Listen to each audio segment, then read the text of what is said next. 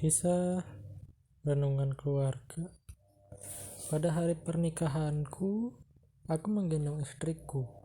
Mobil pengantin berhenti di depan apartemen kami. Teman-teman memaksaku menggendong istriku keluar dari mobil, lalu aku menggendongnya keluar rumah kami. Dia tersipu malu-malu saat itu. Aku adalah seorang pengantin pria yang kuat dan bahagia. Ini adalah kejadian 10 tahun yang lalu. Hari-hari berikutnya berjalan biasa. Kami memiliki seorang anak. Aku bekerja sebagai pengusaha dan berusaha menghasilkan uang lebih. Ketika aset-aset perusahaan meningkat, kasih sayang di antara aku dan istriku seperti mulai menurun. Istriku seorang pegawai pemerintah. Setiap pagi kami pergi bersama dan pulang hampir di waktu yang bersamaan. Anak kami bersekolah di sekolah asrama. Kehidupan pernikahan kami terlihat sangat bahagia. Namun, kehidupan yang tenang sepertinya lebih mudah terpengaruh oleh perubahan-perubahan yang tak terduga. Lalu Jen datang ke dalam kehidupanku.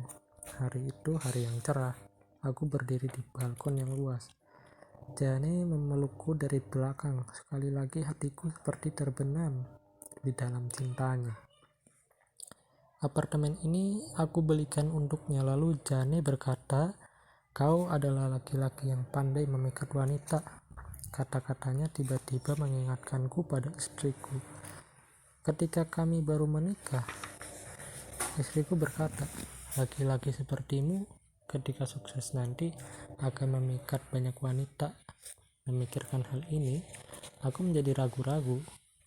Aku tahu aku telah mengkhianati istriku.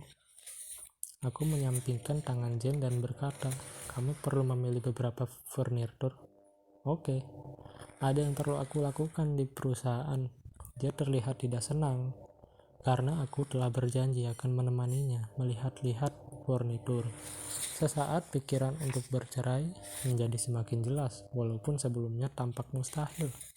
Bagaimanapun juga akan sulit untuk mengatakannya pada istriku. Tidak peduli selembut apapun aku mengatakannya, dia akan sangat terluka. Sejujurnya, dia adalah seorang istri yang baik.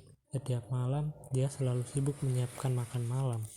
Aku duduk di depan televisi. Makan malam akan segera tersedia. Kemudian kami menonton TV bersama. Hal ini sebelumnya merupakan hiburan bagiku. Suatu hari aku bertanya pada istriku bercanda, "Kalau misalnya kita bercerai, apa yang akan kamu lakukan?" Dia menatapku beberapa saat tanpa berkata apapun. Kelihatannya dia seorang yang percaya bahwa perceraian tidak akan datang padanya. Aku tidak bisa membayangkan bagaimana reaksinya ketika nanti dia tahu bahwa aku serius tentang ini.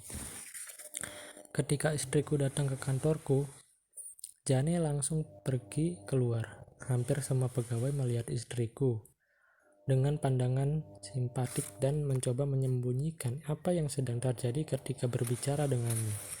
Istriku seperti mendapat sedikit petunjuk. Dia tersenyum dengan lembut kepada bawahan-bawahanku, tapi aku melihat ada perasaan luka di matanya.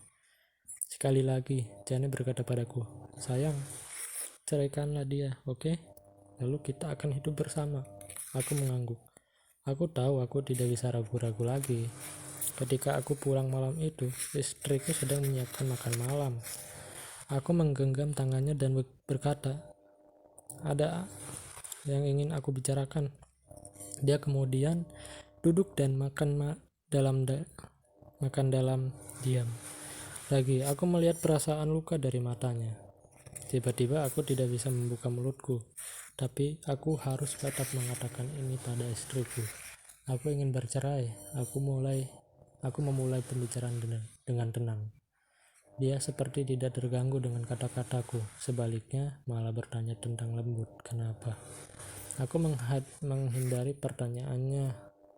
Hal ini membuatnya marah.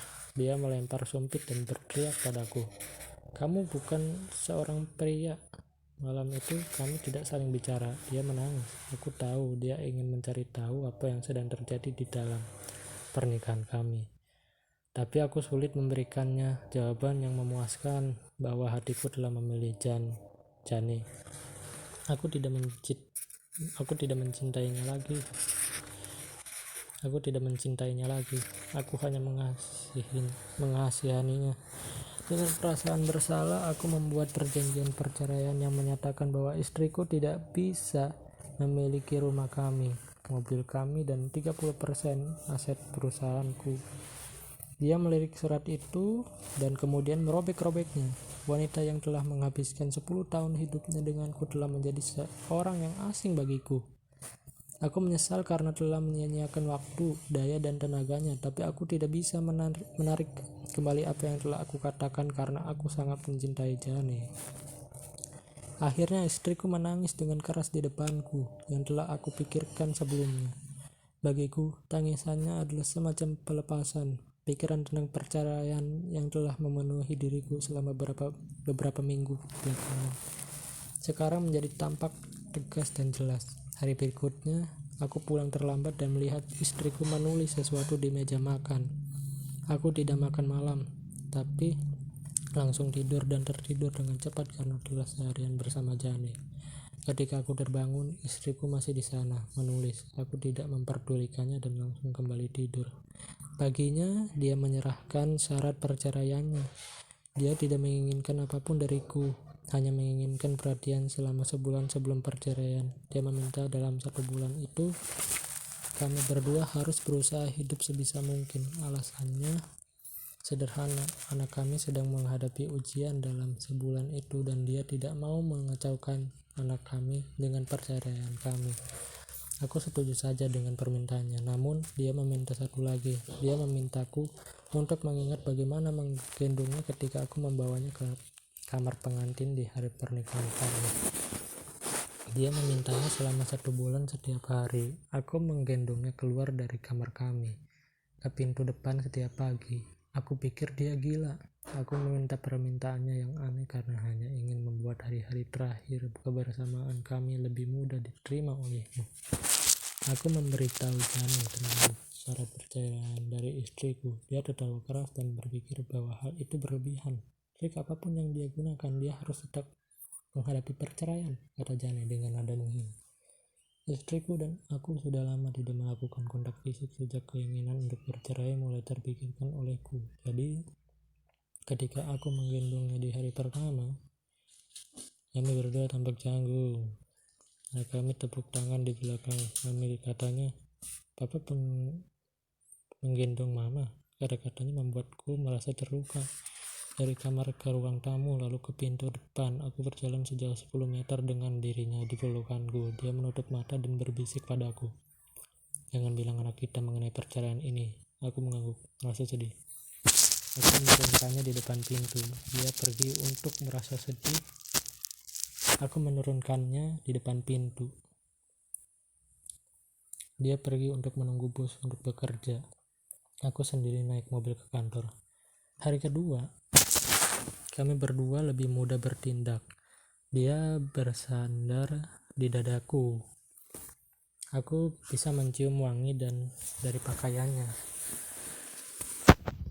Aku tersadar, sudah lama aku tidak sungguh-sungguh memperhatikan wanita ini.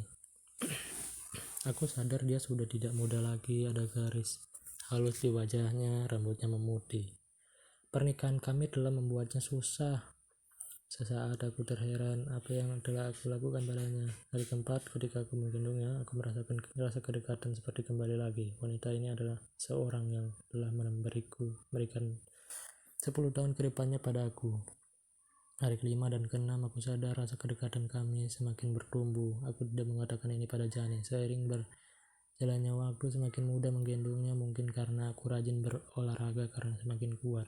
Satu pagi, istriku sedang memilih pakaian yang dia ingin kenakan. Dia mencoba beberapa pakaian tapi tidak menemukan yang pas. Kemudian dia menghela napas, pakaianku semua jadi besar. Tiba-tiba aku tersadar bahwa dia telah menjadi sangat kurus. Inilah alasan aku tidak bisa menggendongnya dengan mudah. Tiba-tiba aku terpukul. Dia telah memendam rasa sakit dan kepahitan yang luar biasa di hatinya. Tanpa sadar aku menyentuh kepalanya. Anak kami datang saat itu dan berkata, "Pak, sudah waktunya menggendong Mama keluar." Bagi anak kami, melihat ayahnya menggendong ibunya keluar telah menjadi arti penting dalam hidupnya. Istriku melambai pada anakku untuk mendekat dan memeluknya erat. Aku mengalihkan wajahku karena takut aku akan berubah pikiran pada saat terakhir. Kemudian aku menggendong istriku jalan dari kamar ke ruang tamu ke pintu depan. Tangannya melingkar di leherku dengan lembut. Aku menggendongnya dengan erat seperti ketika hari pernikahan kami, tapi berat badannya yang ringan membuatku sedih. Pada hari terakhir ketika aku menggendongnya, sulit sekali bagiku untuk bergerak. Anak kami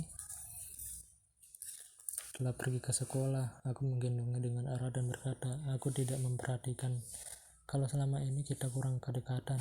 Aku pergi ke kantor, keluar cepat dari mobil tanpa mengunci pintunya. Aku takut penundaan apapun akan merubah pikiranku.